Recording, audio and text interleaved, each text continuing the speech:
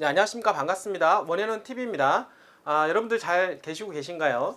밖에는 이제 촉촉한 비가 내리고 있는데요. 좀 가을을 좀 알리는 그런 비가 되지 않을까 생각을 합니다. 이 비가 좀 내리고 나면 좀 선선해지지 않을까요, 여러분들?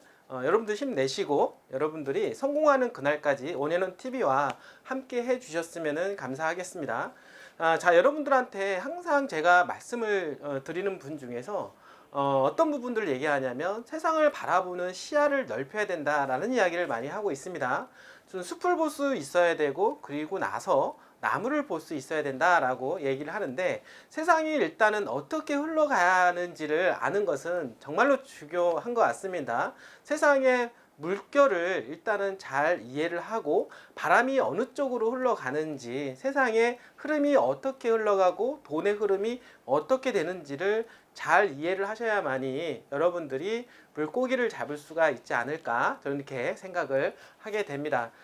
지금 세상을 여러분들 이렇게 잘 보시게 되면 어떤 식으로 흘러가고 있나요? 자, 미국과 중국의 대립각이 상당하다라고 볼 수가 있겠습니다.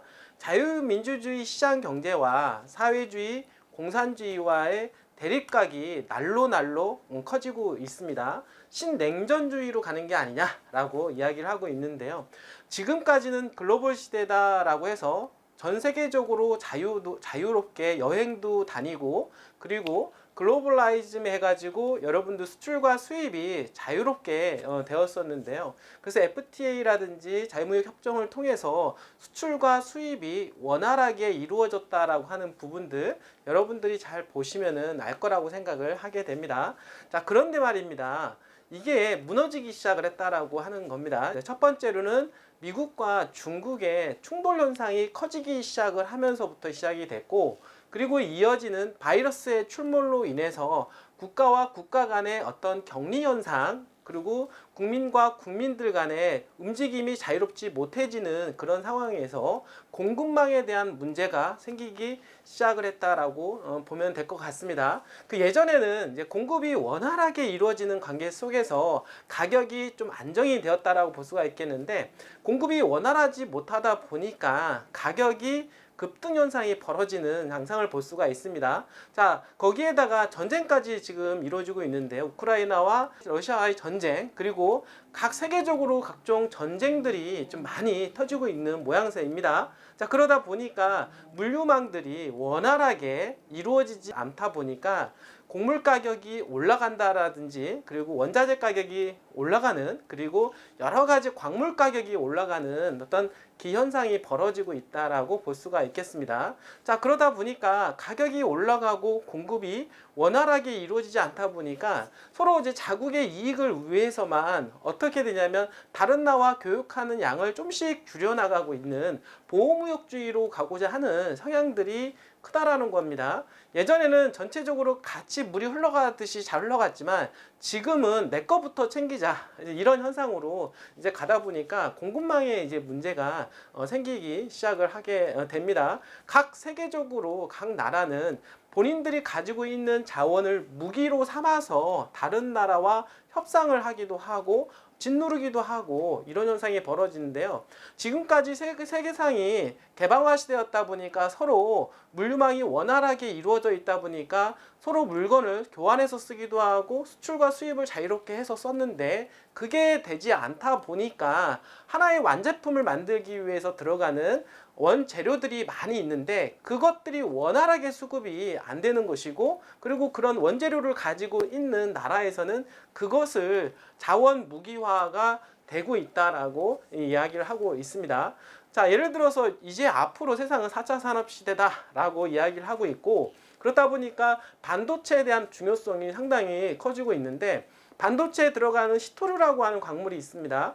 이 광물에 대한 부분들 이런 부분들 때문에 가지고 있는 자와 그렇지 못한 자와의 엄청난 충돌이 벌어지고 있다라고 하는 것입니다. 가지고 있는 사람들은 그리고 그 나라들은 그 자원을 가지고 무기로 삼고 있다라고 하는 것이고 또 없는 나라는 또 없는 나라대로 나름대로의 다른 자원을 가지고 서로 싸움을 벌이고 있다. 이런 부분들이 이게 어떻게 보면 어떤 세상의 어떤 물 흐르듯이 흘러가는 어떤 흐름이라고 볼 수가 있겠는데, 자, 그러다 보니까 이제는 각 나라에서는 이런 어떤 자원을 수급하는 데 있어서 더욱더 심혈을 기울여야 되는 것이고, 재고량을 더욱더 비축을 해 놔야 된다. 왜냐하면 어떤 일이 어떻게 벌어질지 모르는 부분이기 때문에 공급에 대한 부분들을 잘 충족시켜 놓지 못한다라고 하면 가격적인 급등 현상으로 인해서 여러 가지 산업계의 문제까지 일으킬 수가 있다라고 하는 것, 여러분들 보셔서 아실 거라고 생각합니다.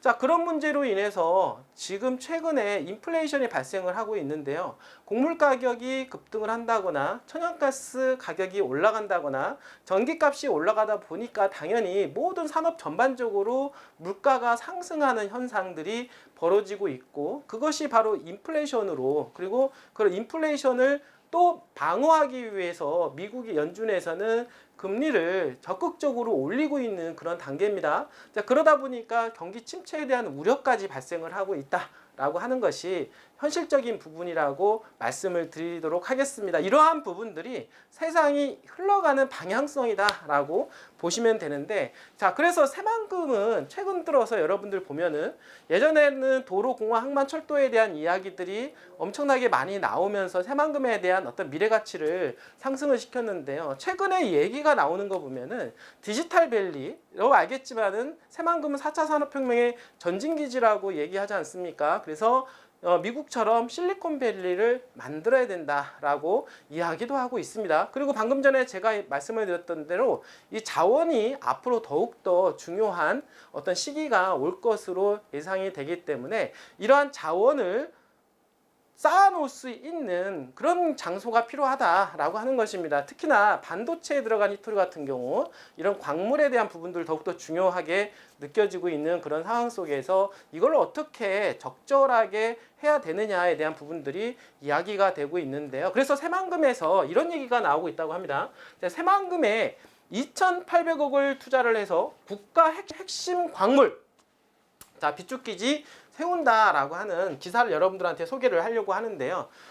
최근에 이제 새만금은 예전에 도로공항만 철도에 이어서 새로운 어떤 개발 호재와 정보가 계속해서 나온다라는 거 여러분들 뉴스를 통해서 보시면 아실 거라고 생각을 합니다. 자, 그만큼 새만금은 대한민국의 미래고 앞으로는 더욱더 많은 개발 정보가 나올 것으로 충분히 예상을 해 볼 수가 있다라고 하는 것입니다. 그런 것들로 인해서 미래 가치가 상승을 하게 되는 것이고, 그리고 지역적으로 입지적으로 정말 좋은 땅들은 가격 급등 현상까지 벌어질 확률이 상당히 높기 때문에 여러분들이 땅을 미리 선점하는 것은 정말로 중요하다라고 말씀을 드려보도록 하겠습니다. 여러분들 다음해가 아니라 어려울 때 시작을 해야 되는 겁니다. 이럴 때 해야 여러분들이 좋은 입지에 있는 땅을 저렴한 가격에 매입할 수 있는 그런 기회가 생기는 거고, 호시절 때 경기가 좋아지고 그리고 토지시장 바람이 불 때 팔고 나오는 것이 실질적인 어떤 투자다라고 말씀을 좀 드려보도록 하겠습니다. 자, 새만금 국가산업단지의 그 리튬, 자, 여러분들 산업에 많이 쓰이게 되는데요. 리튬과 같은 국가 핵심 광물을 비축하기 위한 전용 기지를 신설하는 사업이 추진된다라고 하는 기사를 볼 수가 있겠는데요. 자, 그래서 기획재정부에서는 24일 제3차 재정 사업평가위원회를 열어서 이 같은 내용의 예비타당성 대상 사업 선정 안건 등을 의결했다라고 이제 밝히게 되었습니다. 어떤 내용이냐면 이번 사업을 통해서 반도체라든지 2차 전지 등에 필수적으로 쓰이는 히토류 등을 미리 비축해 두어 그리고 향후 공급망 교란에 미리 대비한다는 게 정부의 보관이다라고 얘기를 하고 있습니다.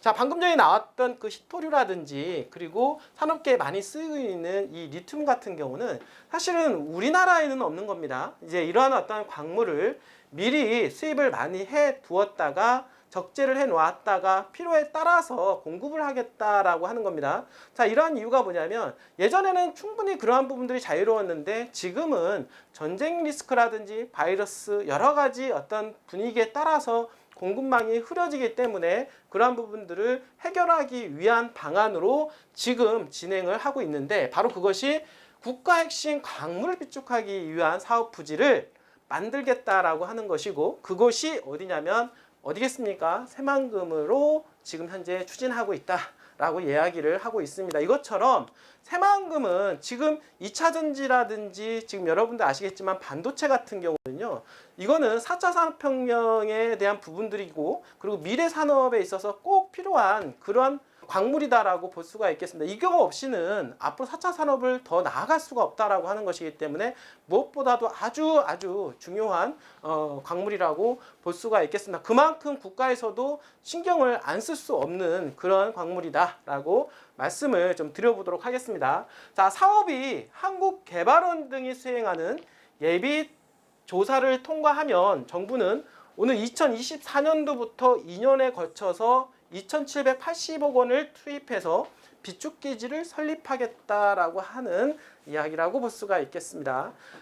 자, 새만금은 너무나 많은 정보, 너무 많지 않습니까? 디지털밸리에 대한 이야기도 최근 들어서 나올 뿐만 아니라 지금 방금 전에 소개해드렸던 국가 핵심 광물, 이러한 부분까지 새만금에 비축을 해놓겠다라고 하는 것을 보게 된다라고 하면, 새만금이 4차 산업혁명의 전진기지이기 때문에 거기에 따른 광물을 새만금에 비축을 해 놓으려고 하는 것이다 라고 볼 수가 있겠습니다. 어떻게 보면 효율성 측면에서 너무나도 잘 맞지 않습니까? 4차 산업혁명의 전진기지에 따른 핵심 광물을 지금 새만금에 비축을 해 놓겠다라고 하는 부분들과 함께 미래 산업을 더욱더 지금 현재 새만금에 집어넣겠다라고 하는 정부의 의지, 그리고 세상의 흐름이다라고 볼 수가 있는 것입니다. 자, 새만금은 대한민국의 미래입니다. 그리고 4차 산업혁명의 전진기지이기도 합니다. 여러분들 새만금은 미래지향적인, 그리고 땅값에서 가장 중요한 부분들이 기대심리라고 볼 수가 있겠는데, 너무나도 기대가 많은 개발 정보가 쏟아지는 지역인 만큼 지가 상승은 당분간 지속적으로 이루어질 것이다 라고 말씀을 좀 드릴 수가 있겠습니다. 자, 오늘도 이렇게 끝까지 시청해 주셔서 진심으로 감사드리고요. 여러분들 투자해서 고민하시는 분들이 있다라고 하면 언제든지 원앤온TV에 전화 주신다라고 하면 여러분들의 자산을 증식하는데 최대한 도움을 드리도록 하겠습니다. 자, 끝까지 시청해 주신 여러분들 진심으로 감사드립니다.